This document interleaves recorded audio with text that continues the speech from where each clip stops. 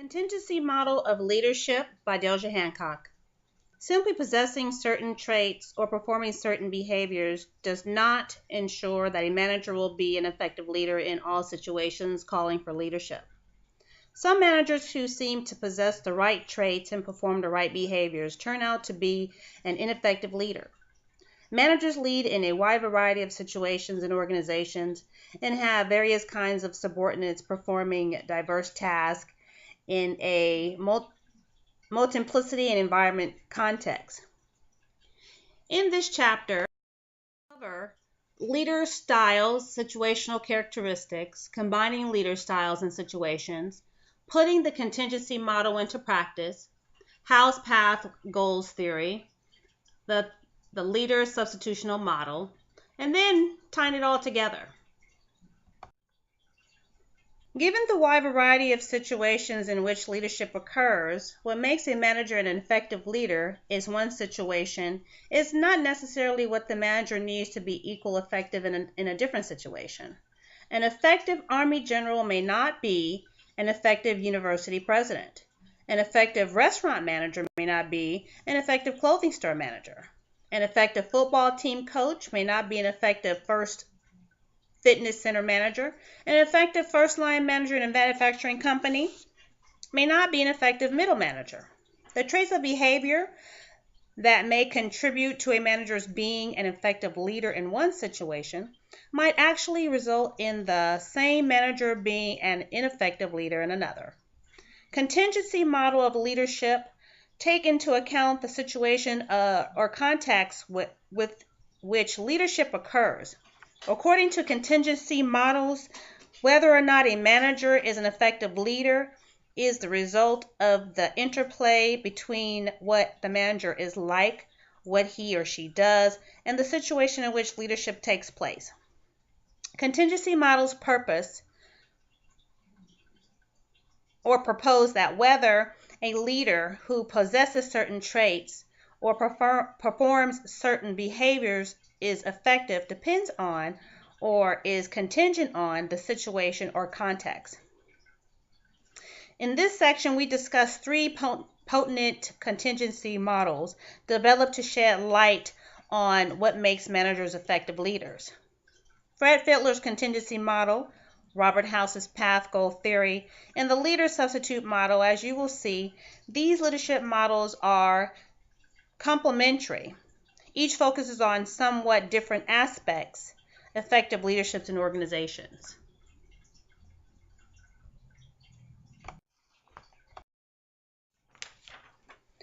Fred E. Fittler was among the first leadership researchers to acknowledge that effective leadership is contingent on or depends on the characteristics of the leader and of the situation.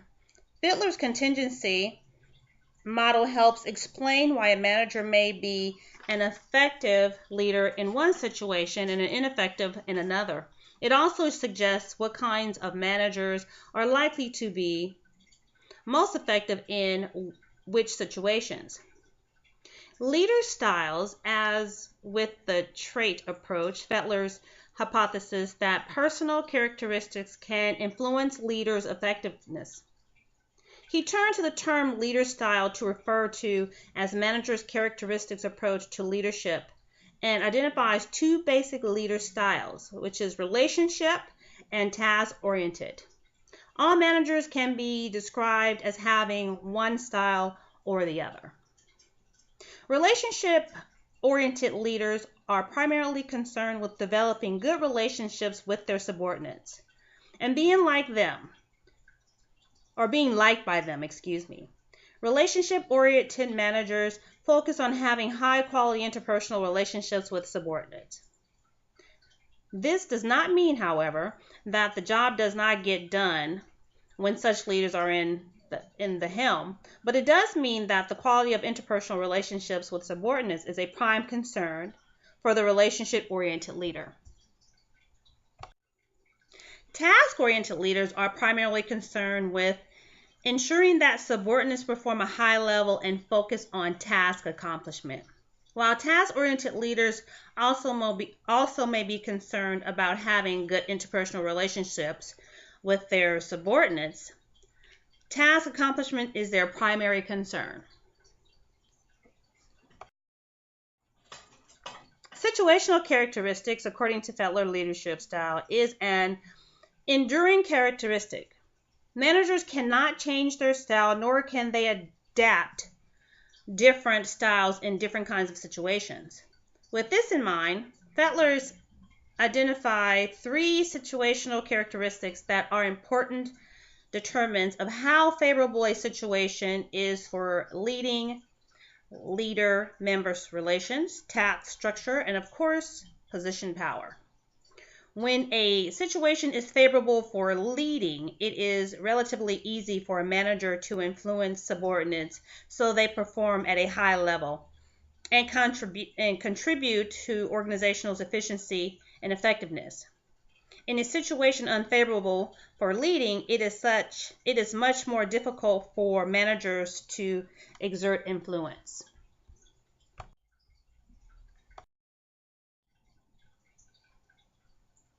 Leader-member relations. The first situational characteristic Fettler's described is the extent of which followers like, trust, and are loyal to their leaders. Situations are more favorable for leading when leader-members' relationships are good.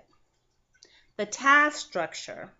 The second situational characteristic Fettler describes task structure is the intent in which the work is being performed is cut clear so that the leaders, subordinates know what needs to be accomplished and how to go about doing it.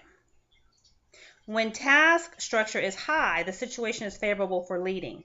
When task structure is low, goals may be vague, subordinates may be unsure of what they should be doing or how they should be doing it, and the situation is unfavorable for leading. Task structure has a low.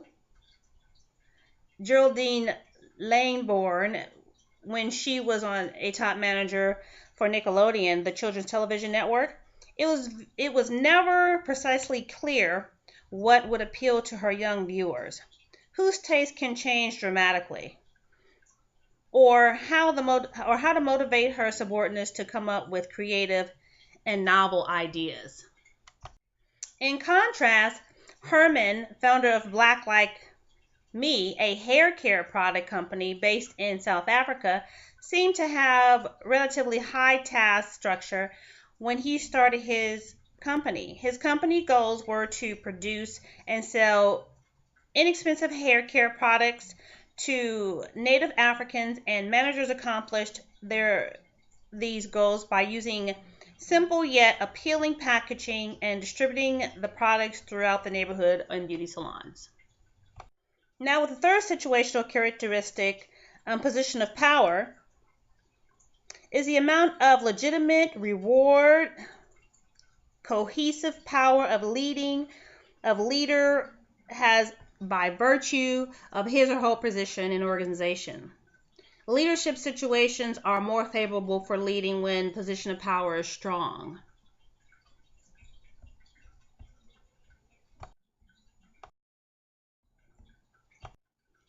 Combining leader styles and situations, putting the contingencies model into practice.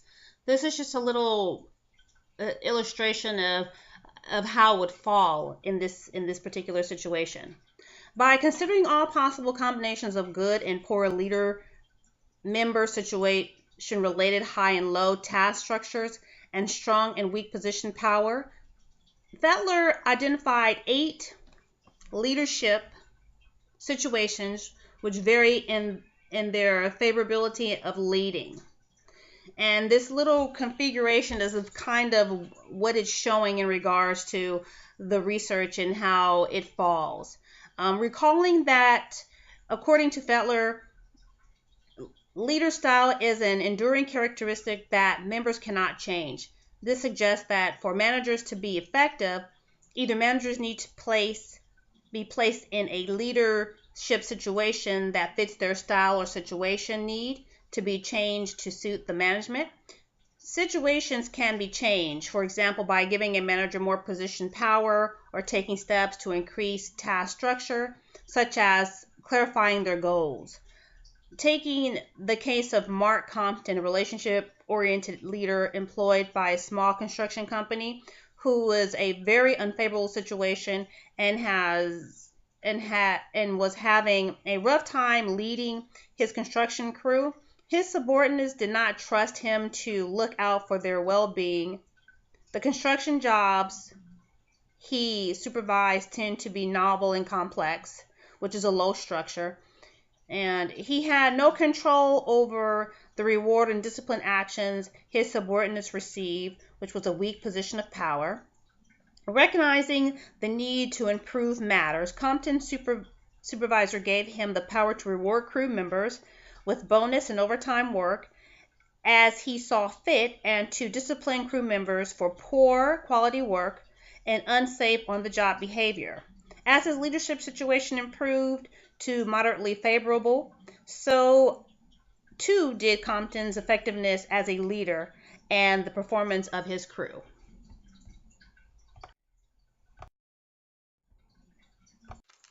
In House's pathway theory, in what he called path goal theory leadership research, Robert House focused on what leaders can do to motivate their subordinates to achieve group and organizational goals. The premise of path goal theory is that effective leaders motivate subordinates to achieve goals by, one, clearly identifying the outcome the subordinates are trying to obtain for the workplace. Two, rewarding subordinates with these outcomes for high performance and the attainment of work goals. And three, clarifying the subordinates that path leading to the attainment of work goals. Path goal theory is contingent model because it proposes that the step managers should take to motivate subordinates depends on both the nature of the subordinates and the type of work they do. Path goal theory identifies 4 kinds of leadership behaviors that motivate subordinates. Directive behaviors are similar to initiating structure that include setting goals, assignment tasks, showing subordinates how to complete tasks, and taking concrete steps to improve performance. Supportive behavior are similar to considerations and include expressing concern for subordinates who look out for their best interests. Participative behavior gives subordinates a say in matters and decisions that affect them. Achievement-oriented behavior motivates subordinates to perform in a high level possible by the example setting challenges goals, expecting that they be met and believing in subordinates' capabilities. Which of these behaviors should managers use to lead effectively? The answer to this question is contingent on the nature of the subordinate and the kind of work that they do.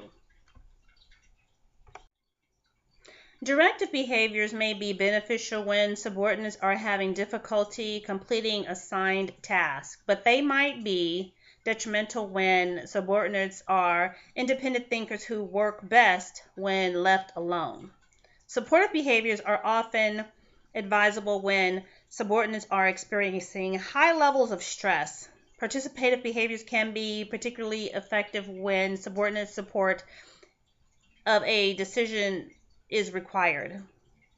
Achievement orientation behaviors may increase motivation levels of highly capable subordinates who are bored from having too few challenges, but they might backfire if used with subordinates who are already pushed to their limit.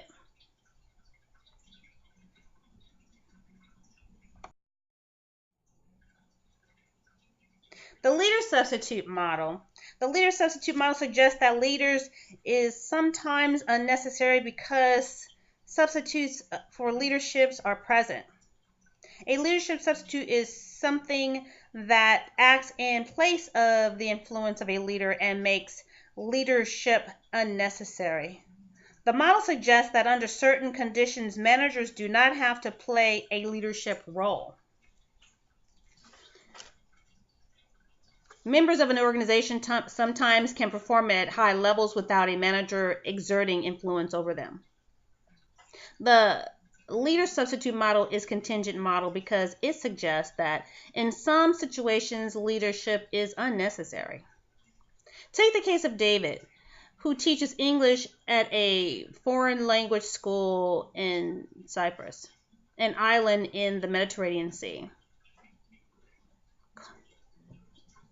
In fluent Greek, English, and French, is an excellent teacher and a highly motivated teacher. Many of his students are business people who have some rudimentary English skills and wish to increase their fluency to be able to conduct more of their business in English. He enjoys not only teaching them English, but he also learning about the work they do. And he often keeps in touch with his students after they finish his class. David meets with the director of the school twice a year to discuss ceremonial class schedules and enrollments. With practically no influence from a leader, David is a highly motivated top performer at the school. In his situation, leadership is unnecessary because substitutes are leaderships are present. Teaching expertise, his motivation, and his enjoyment of his work are all substitutes for the influence of the leader in the case of the school director. In the school's director, we are trying to influence how he performs his job. And David would probably resent the infringement of his anatomy, and it is unlikely that his performance would improve because he is already one of the school's best teachers. In this case, the characteristics of a subordinate, such as their skills, abilities, experience, knowledge, and motivation, can be substitute for leadership. Characteristics of the situation or context, such as the extent to which the work is interesting and enjoyable, also can be substitutes. When work is interesting and enjoyable, as it is for this teacher, job holders do not need to coax into performing because performing is rewarding in its own right. Similarly, when managers empower their subordinates as use self-management work teams, the need for leadership influences managers from a manager to decrease because team members manage themselves. And you'll find more details of this in Chapter 11. Substitutes and leaderships can increase organizational efficiency and effectiveness because they free up some of managers' valuable time and allow managers to focus their efforts on discovering new ways to improve organizational effectiveness. The director of a language school, for example, was able to spend much of his time making arrangements to open a second school in Rhodes, an island in Argan Sea, because of the presence of leadership substitutes, not only for David, but for the most other teachers at the school as well.